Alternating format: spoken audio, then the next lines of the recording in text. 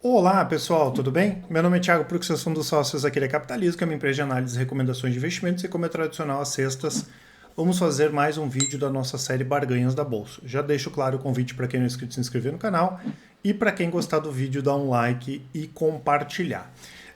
Nós recebemos um pedido, né, pessoal, de uma pessoa que nos acompanha lá pelo Twitter, que ele queria saber como identificar ações baratas aí do setor elétrico e se a gente poderia falar a respeito daquela que estivesse mais barata, tá?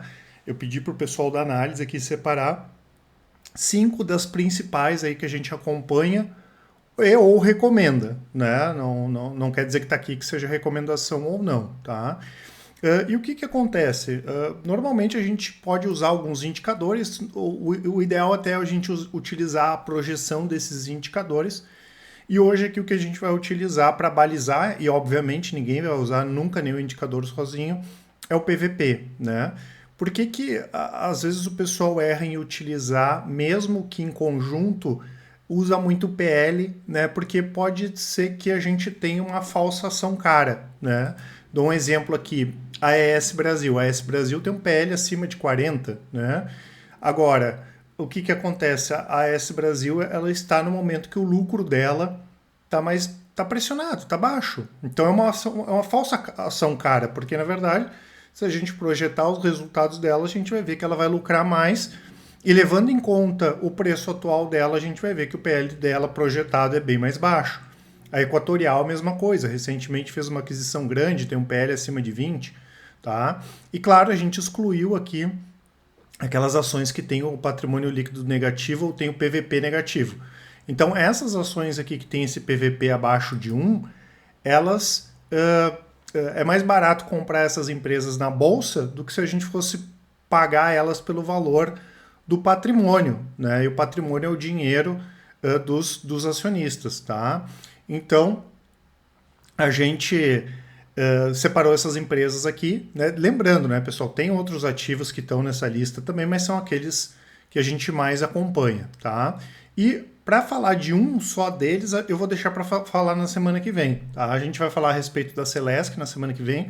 Hoje eu vou comentar um pouquinho a respeito deles, até porque são empresas, ações que tem muita coisa aí para que pode mudar muito, né, os fundamentos dessas empresas já nos próximos trimestres.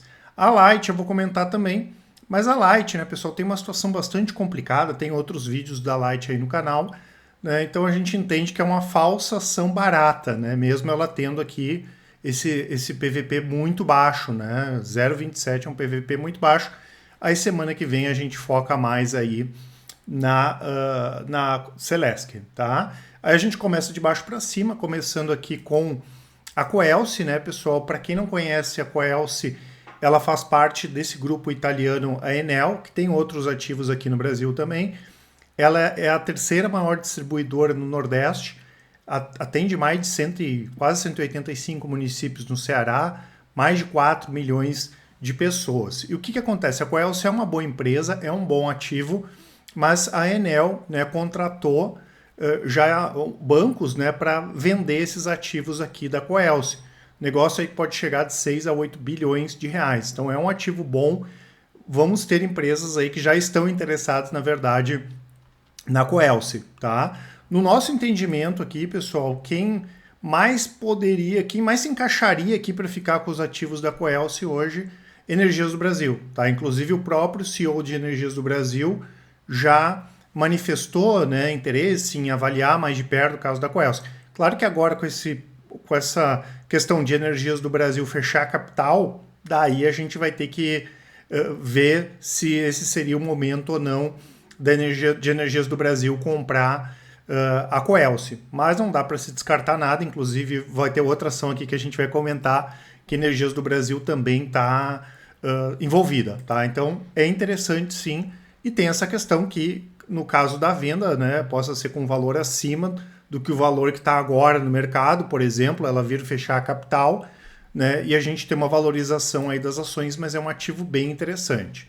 Nós temos aqui a Copel, também está nesse processo de privatização, dá para dizer até com um pouco...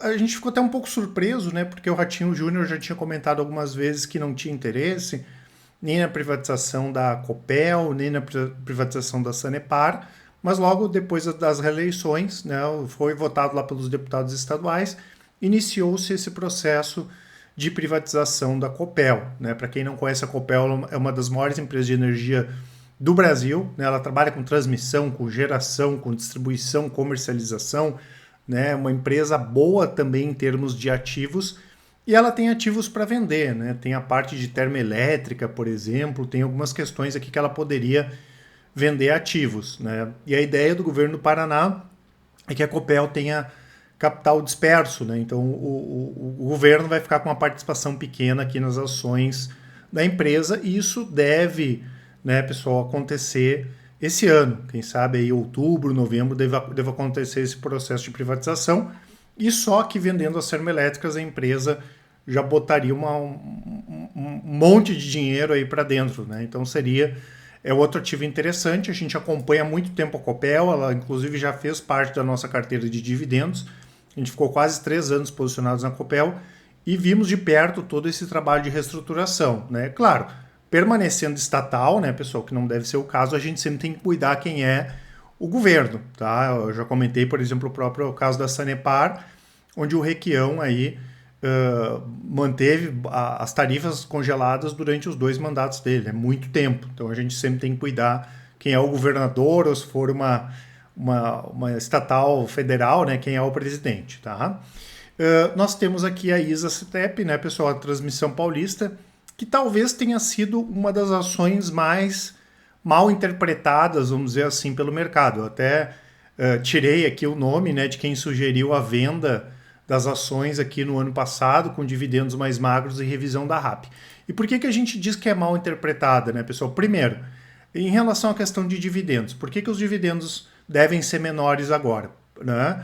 Primeiro, porque a empresa antecipou o pagamento de dividendos, tinha aquele receio de ter algum tipo de tributação de dividendos, e a empresa antecipou.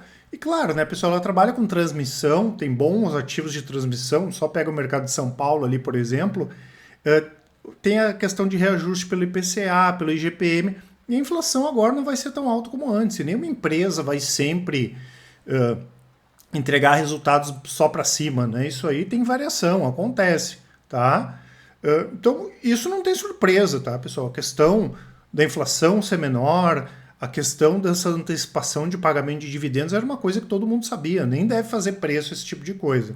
A mesma coisa aqui em relação à RAP, pessoal. O que é a RAP? É a receita anual permitida. É a receita das empresas, né? E essa RAP, ela é definida no momento da proposta daquela empresa que ganha o leilão. São aqueles leilões de transmissão, tá? E no caso, a RAP ela pode ser reajustada dependendo, dependendo do contrato na hora da concessão.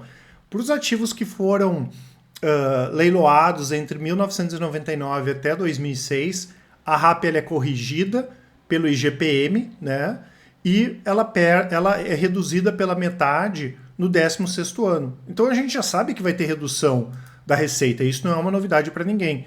Já aqueles ativos que foram leiloados a partir de 2006, a RAP é corrigida anualmente pelo IPCA, aí tem revisões lá no 5º, no 10º e no 15º ano, né?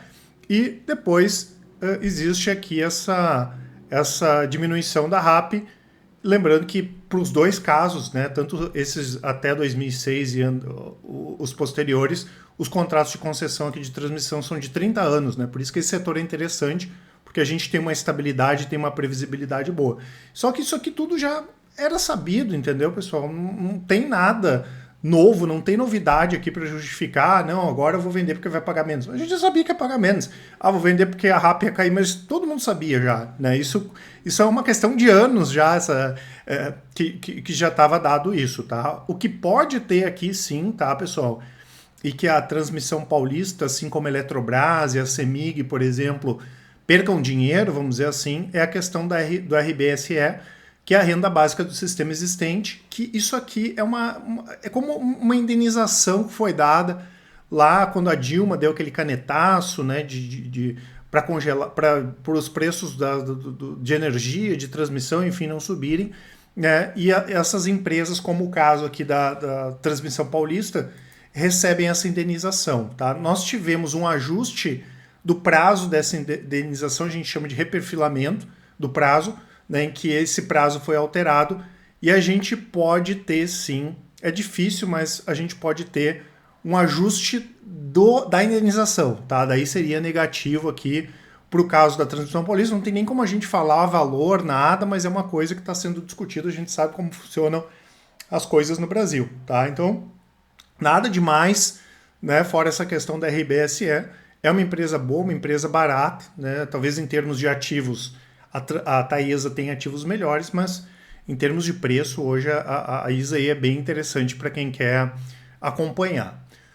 Vou deixar para vocês, né, pessoal, esse cupom aqui que dá até 35% de desconto nas nossas assinaturas Full Trader e carteiras. Tem aqui na descrição a parte das assinaturas, os resultados vocês podem comparar, né, pessoal? A gente tem carteira de dividendos aqui, por exemplo, tem as operações de médio e curto prazo. Deem uma olhada ali, vocês vão ver que os nossos resultados são bastante interessantes, tá? E o cupom, né, já vai estar aplicado lá na hora da compra, mas é o cupom esse aqui, o resgate, né? Nós temos aqui, né, pessoal, a Celesc, tá? A Celesc é uma empresa bem interessante também, é Centrais Elétricas aí de Santa Catarina, é outra empresa estatal, ela está entre as maiores aqui do setor elétrico também. E o que acontece? Duas coisas interessantes, né? Primeiro, a Celesc está num estado que vem crescendo bastante, né? Hoje, em termos de volume de consumo de energia, é o quinto maior, é o 10º maior em número de unidades consumidoras, tem um prazo de concessão que foi renovado também agora para julho de 2045, tá? A Celesc tem ativos para vender, né? Aqui a gente vê, aqui embaixo, os ativos que a Celesc tem, Celesc Distribuição, Geração, a parte de gás, que eles têm 17% do capital total, tem aqui da usina também, da parte de transmissão de energia, tem aqui a parte da Dona Francisca, né, que é de hidrelétrica, né, que eles têm 23% do capital, e tem até da empresa catarinense de saneamento, que é a Casan. A Casan, inclusive, antigamente tinha ações em bolsa também. Então, eles têm ativos para vender, além da possibilidade da gente ter a privatização da própria Celesc, tá? A Celesc, como eu falei, então, está num estado legal, é uma empresa que sofreu um pouquinho com a crise normal. A única coisa mais negativa, a gente teve um aumento da inadimplência, mas que agora já está ok. E a gente pode ter o estado de Santa Catarina vendendo ações, um processo até, quem sabe, parecido com esse aí da Sanepar, tá? E a gente pega aqui, tem Energias do Brasil de novo. A Energias do Brasil tem 33% das ações ordinárias aí da Celesc, né? Então, pode ser que eles já estejam também, né, contando que em algum momento a Celesc possa ser privatizada. Então, a gente percebe que todas essas empresas aí em processos bem importantes, né, com exceção da Transmissão Paulista, ou de possibilidade de venda ou de privatização.